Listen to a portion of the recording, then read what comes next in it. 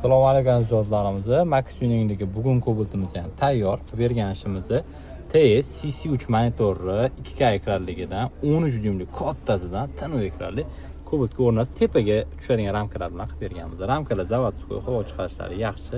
Bular joy-joy turadi. Mana qaranglar. Stiklari ham biriga-bir keladi. Monitorimizni quyosh tushganda qizib ketib, gnatib qolmaydi, kullerlari bor. Mushni ishda beradi. CC3 haqiqiy originalidan o'rnatib qo'yganmiz. Mana YouTube, navigator, orqa kamera, hamma narsasi bor. Full HD orqa kameralar bilan qilib berganmiz. Qaranglar mana. Palasalari buriladigan qilib o'rnatilgan, rulni burganda buriladi. Mana qaranglar, televizor o'rnatib qo'yganda bo'lganlar okamlar.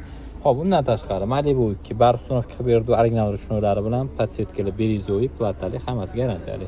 Malibu 2 rul, original cruise kontrolli ulangan, dalniy migat qiladigan signallarni mana ulab ishlatib qo'ygan. Signal ham ko'rasizlar, mushnis o'rnatilgan. Multimedialar ham ishlaydi, podsvetkalari birizoviy bo'lgan. Start stop, Magicar dominant 909 registrator, signal hammasi qilingan, o'yinga ko'taradigan zavod qiladiganlari bilan. Xizmatlar bo'yicha Max Tuning aloqaga chiqaverasizlar. Sizlarni ham chiroyli qilib bitirib beramiz. Qaranglar, monitor turishini, ramkalarini idealni tushadi. Qotmasdan mashina ishda beradi.